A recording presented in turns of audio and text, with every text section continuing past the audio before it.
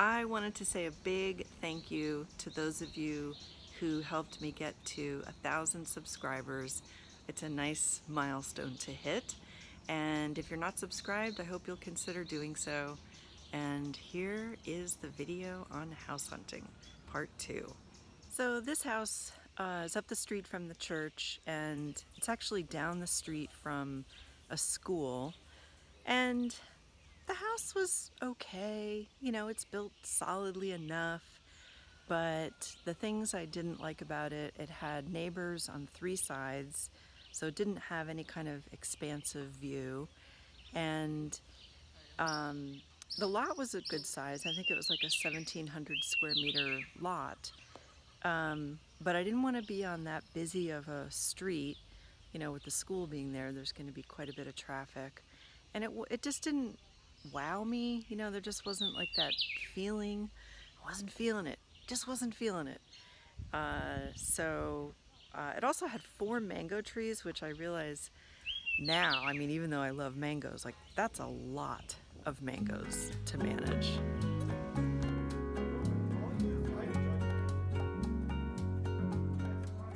So even though it was a perfectly fine house in a perfectly fine area, it just didn't have the missing thing.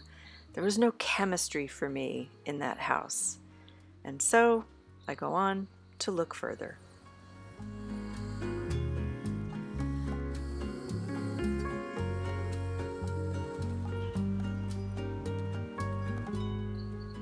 This house is a major fixer in a great neighborhood and a huge lot. I think it might have been 4,000 square meters or so.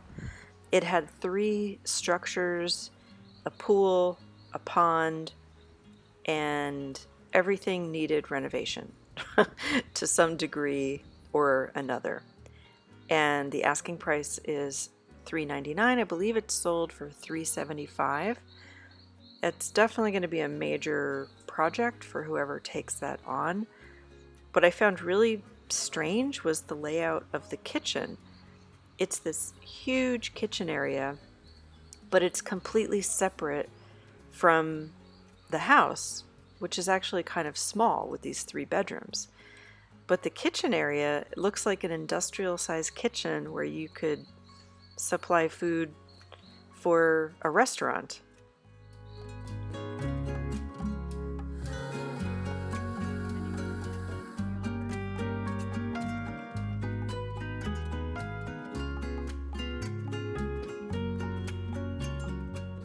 Pools are great to enjoy, but I never want to have a pool because they are so much maintenance.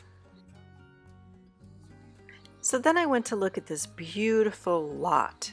I figured it has a great view of India Dormita, and I could put 3-4 houses on this land, but I really don't want to buy land and develop it and build structures. That just scares the crap out of me.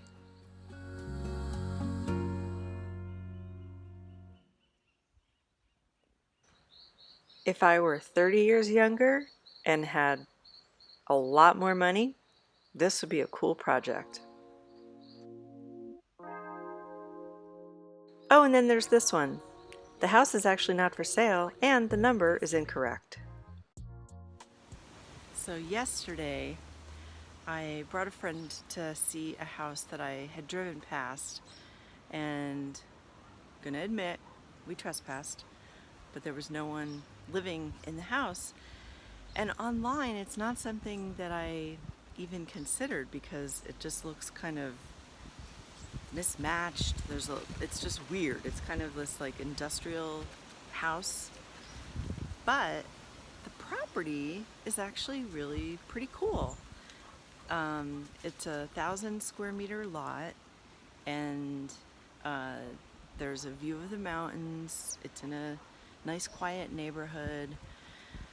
So I met a neighbor and they were very nice. They were there for Carnival, and I gave them my number, and they're gonna hopefully put me in touch with someone who has information about the property. So we'll see. But you've been on this journey with me for a while, and the ups and the downs, and me getting so attached and like, this is it, I know it. So I think I think I've been worn down, and we'll see how it goes, but keep you updated. This house I saw online and kind of laughed because it looks like a garage, but it does have a nice private lot with a good mountain view. It's just a major fixer. Most of the windows don't open, so there's no ventilation, and the floors on that second level are all termite infested plywood, so those have to be removed. And it's just kind of eclectic. It would definitely be a big project. This bathroom would make me lose my mind. There are no stairs? Yep, no stairs, just a hydraulic lift.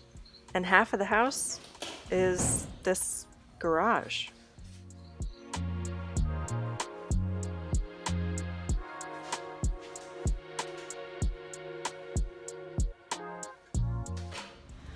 So this next place I was really excited about, even though I wasn't thinking that I wanted to have a hostel per se. But once I got on the property, it was actually a really cool layout. It had 2 cabins that were fairly newly built, and then it had some of these solid tents that had bathrooms inside them, and then it had a caretaker's building which would have needed some work. But the negatives, one is that it was very close to the main road, and the other, I had a friend come look with me, and it had been raining, and so he noticed that there was some dark water runoff on the side of the property, and immediately kind of sensed that it was sewage runoff from the local houses. And when I texted the son of the owner to ask about it, I never got a response. So I take that as a yes, there is some sewage runoff. So that got knocked off the list quickly. The interior of the cabins were fantastic, basically all looking brand new, and it might not actually have been sewage runoff. Interesting. Guess where I'm going? I'm going to look at another house.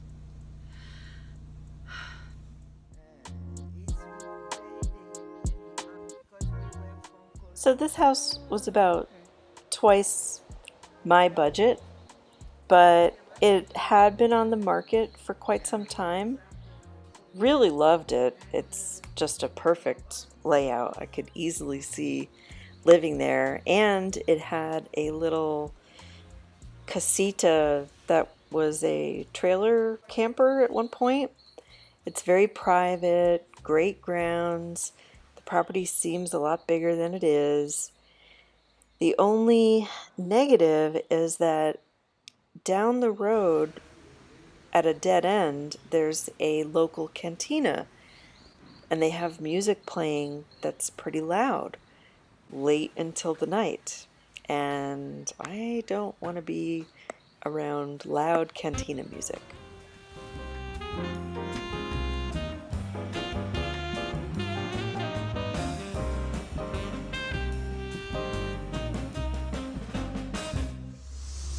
So then there were a few houses that were out of my budget. One of them I made an offer on because it had been on the market for 5 years, and the response was he sent back a meme of a person getting thrown into a shark's mouth in the water. Not a counteroffer, mind you, and the property's been on the market for 5 years. Just a meme in response. Another property was way too much of a fixer and well over my budget if I had been able to pull the money together. which would have required a mortgage, which is very hard to get if you're not a citizen of Panama. I wouldn't have had any money left to remodel the property. So while this was a large property and it had 3 structures, they were all in varying degrees of oddity and condition. The main house was okay, but the bedrooms were nothing special, and the kitchen didn't have any cabinetry or appliances that you would think that a property at that price would have. Then there was a casita that had 2 bedrooms and just 1 narrow bathroom, no kitchen. And then this little casita had a bedroom and the beginnings of what looks to be like a kitchen, but wasn't really completed. Again, no real, furniture or furnishings included that you would expect at that price. And they also built a bohio, but again, that doesn't have any kind of outdoor kitchen. So all a little bit of a mishmash. Newsflash, this just in.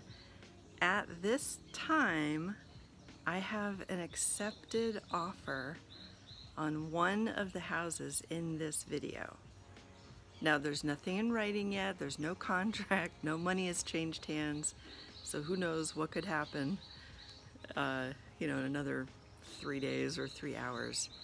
But if you want to take a guess at which house, just write it in the comments, and we'll see. I'll keep you posted next time.